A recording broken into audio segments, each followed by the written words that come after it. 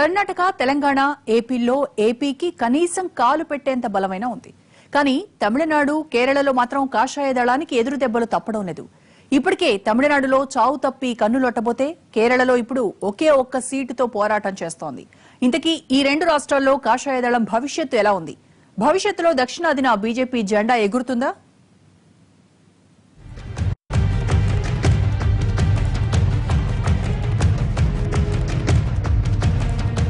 తమిళనాడు, కేరళలో బీజేపీకి చెప్పుకోదగ్గ ప్రాతినిధ్యం లేదనే చెప్పాలి.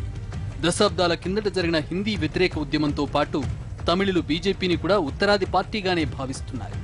నిజానికి దక్షిణాదిన ఏ రాష్ట్రంలోనైనా బీజేపీ ఆశలు పెట్టుకోవచ్చు, కానీ తమిళనాడులో కాదన్నది చరిత్ర చెబుతున్న సత్యం. కానీ ఇక్కడ అనుకోకుండా కలిసి వచ్చిన పరిస్థితుల్ని తమకు అనుకూలంగా మార్చేసి కథ నడిపించాలని కమలనాథులు పెద్ద ప్లానే వేశారు. అదును చిక్కితే ఏకంగా ప్రభుత్వాన్ని ఏర్పాటు చేసేలా పావులు కదిపారు. ద్రవిడ పార్టీల కంచుకోటైన అరవ దేశంలో కాషాయ జెండాను ఒక్కసారైనా రెపరెపలాడించాలని వ్యూహాలు పన్నారు. తమిళనాడులో జయలలిత మరణం తర్వాత నెలకొన్న రాజకీయ పరిస్థితులను, అక్కడి సంక్షోభాన్ని తమకనుకూలంగా మార్చుకుని తమిళనాడులో రిమోట్ రాజకీయాలు నడిపించాలని ప్రయత్నించింది. శశికళ సీఎం పీఠాన్ని అధిష్ఠించడానికి సిద్ధమవుతున్న తరుణంలో గవర్నర్ విద్యాసాగర్ రావును అందుబాటులో ఉంచకుండా ముంబై తరలించింది. ఇంతలోనే అమ్మకు అపర విధేయుడు పన్నీర్ సెల్వం తిరుగుబాటు చేయడంతో తమిళ రాజకీయాలు రంజుగా మారాయి.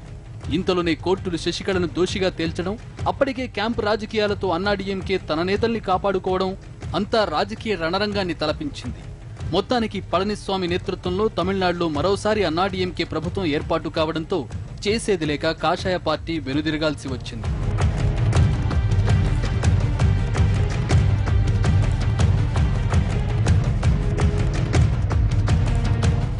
అన్నాడీఎంకేలో ఆధిపత్య పోరును తనకు అనుకూలంగా మార్చుకోవాలని చివరి వరకు అమిత్ షా అండ్ కో పెద్ద ప్లానే వేసింది. పిట్టపోరు పిల్లి తీర్చినట్లు అన్నాడీఎంకే పార్టీలో పంచాయతీని తీర్చేందుకు తెర వెనుక రాజకీయాలు నడిపించింది. ఛాన్స్ దొరికితే అధికారంలో భాగస్వామి అయిపోవాలని ప్రయత్నించింది.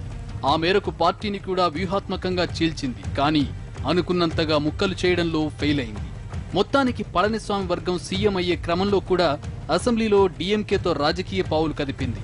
కానీ మధ్యలో జల్లికట్టు రూపంలో వచ్చిన ఉద్యమం మరోసారి తమిళులను ఏకం చేసింది. ఆపై రాజకీయంగా కూడా అన్నాడీఎంకే నేతలు ఒక్కటయ్యేలా పావులు కదపడంతో కమలనాథులు కాస్త వెనకడుగు వేశారు.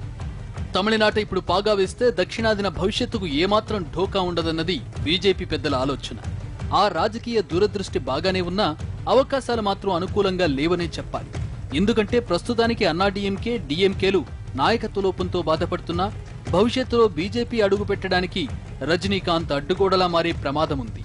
ఇప్పటికే తమిళనాడులో రజనీకాంత్ రాజకీయ హడావుడి మొదలైపోయింది. తమిళనాడులో రజనీ సపోర్ట్ తమదేనన్న ధీమాలో ఉంది బీజేపీ. కానీ తలైవా ఏం చేస్తారన్నది మాత్రం ఇంకా ఎవరికీ తెలియదు. ఒకవేళ సూపర్ స్టార్ కొత్త పార్టీని ఏర్పాటు చేస్తే రాష్ట్రంలో కీలక పార్టీల ఓట్లు చీలిపోతాయి. అన్నాడీఎంకేను జయలలిత లేని లోటు వెన్నాడుతుంటే డీఎంకేను కూడా కరుణానిధి నడిపించలేకపోతున్నారు. ప్రస్తుతానికి వారసుడు స్టాలిన్ అంతా చూసుకోవాలని అనుకుంటున్నా అతనికి కూడా అన్నయ్య అళగిరి రూపంలో ఆటంకాలు ఎదురవుతూనే ఉన్నాయి. ఈ పరిస్థితుల్లో రజనీకాంత్ సొంతంగా పార్టీ పెడితే ఓట్లన్నీ అటువైపు మళ్లే ప్రమాదం ఉంది. అంతేకాదు బీజేపీ ఆశించిన ఓట్లు కూడా ఆ పార్టీకి రాకపోవచ్చు. నిజానికి తమిళనాడులో కమలనాథులకు కనీస ప్రాతినిధ్యం కూడా లేదు. ప్రత్యక్షంగా అడుగు పెట్టలేక పరోక్షంగా పాలిటిక్స్ నడిపించాలని చేసిన ప్రయత్నంతో తమిళ ప్రజల ముందు పెద్ద ఎత్తున అపఖ్యాతి మూటగట్టుకుంది. దీనికి తోడు తమిళ రైతులు ఢిల్లీలో చేస్తున్న నిరసనలకు ప్రతిస్పందించకపోవడంతో తమిళ ప్రజలు బీజేపీపై ఆగ్రహంగా ఉన్నారు. కేవలం ద్రవిడ పార్టీలను మాత్రమే ఆదరించే తమిళ చదరంగంలో కమలనాథులు అడుగు పెట్టినా అధికార ఉట్టిని మాత్రం కొట్టలేరన్నది నిర్వివాదాంశం. మీరు బీజేపీ నాయకులు ఎవరైనా చూడండి, హిందీ భాష మదటంగా ఉన్న వాళ్ళే అత్యధికులు ఉంటారు. ఎక్కడో వెంకయ్యనాయుడు లాంటి వాళ్ళను లేదా ఇంకొకరిని వెతుక్కొని పైన పెట్టుకోవాల్సిందే తప్ప సీరియస్గా నాయకత్వం అంతా, కీలకమైన నాయకత్వం అంతా హిందీ లేదా హిందీకి అనుబంధ భాషల్లో మాత్రమే ఉంటారు. దక్షిణ భారతదేశం నుంచి మీకు ఎవరు నాయకులు ఉండరు.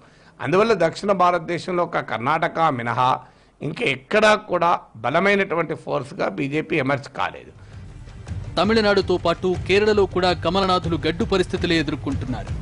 దక్షిణాదిన కామ్రేడ్ల కంచుకోటైన కేరళలో గతేడాది జరిగిన అసెంబ్లీ ఎన్నికల్లో బీజేపీ కేవలం ఒక్కటంటే ఒక్క స్థానాన్నే గెలుచుకుంది. నిజానికి 2011 ఎన్నికల్లో కనీసం అది కూడా గెలుచుకోలేకపోయింది. క్రిస్టియన్ మైనార్టీ ప్రభావం ఎక్కువగా ఉన్న ఈ రాష్ట్రంలో నిలదొక్కుకోవడానికి బీజేపీ తీవ్ర పోరాటమే చేయాల్సి వస్తోంది. ఇప్పటికే అధికార సిపిఐఎంకి బీజేపీకి మధ్య ఇక్కడ కోల్డ్ వార్ నడుస్తోంది.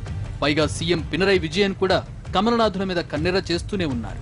ఇక కాంగ్రెస్ కూడా ఇక్కడ బీజేపీ బలపడకుండా క్షేత్రస్థాయిలో గట్టిగానే పోరాడుతోంది. ఇలాంటి ప్రతికూల పరిస్థితుల్లో కేరళలో బీజేపీ నెగ్గుకు రావడం అసాధ్యమనే చెప్పాలి. వాస్తవంగా చెప్పాలంటే బీజేపీ అన్నది ఉత్తరాది పార్టీగానే ఉంటూ వచ్చింది తప్ప దక్షిణాదికి కూడా చెందిన పార్టీ అన్న నమ్మకాన్ని కలిగించలేకపోయింది. ఇప్పుడు కూడా ఆ పార్టీ చెప్పుకొస్తున్న అయోధ్య రామమందిర నిర్మాణం, కామన్ సివిల్ కోడ్, ఆర్టికల్ 370 రద్దు వంటి అంశాలన్నీ ఉత్తరాదికి సంబంధించినవి. పోనీ మేక్ ఇన్ ఇండియా వంటి వాటిల్లోనైనా దక్షిణాదికి ప్రాధాన్యత రావడం లేదు. దక్షిణాది నుంచి ఏటా భారీగా ఆదాయం తీసుకువెళ్లి ఉత్తరాదిన పెట్టుబడులు పెడుతుందన్న అక్కసు కూడా ఇక్కడి ప్రజల్లో తీవ్రంగా ఉంది. కాబట్టి ఇప్పుడున్న పరిస్థితుల్లో కర్ణాటక తప్ప దక్షిణాదిన అధికారంలోకి వచ్చేంత సీన్ ఏ రాష్ట్రంలోనూ బీజేపీకి లేదనే చెప్పుకోవాలి. మొత్తంగా ఉత్తరాదిన రాజసూయాగం చేస్తున్న మోడీ అండ్ కో దక్షిణాదిన మాత్రం నిలదొక్కుకోవడానికే నానా తంటాలు పడుతున్నారు. ఇక్కడి రాజకీయాన్ని అర్థం చేసుకోలేకనో లేక తమ బలాన్ని ఎక్కువ అంచనా వేయడం వల్లనో ఇప్పటికే 2 సార్లు ఇక్కడ తప్పటడుగులు వేశారు. మరి ముందు ముందు ఏం చేస్తారన్నది వేచి చూడాల్సిందే.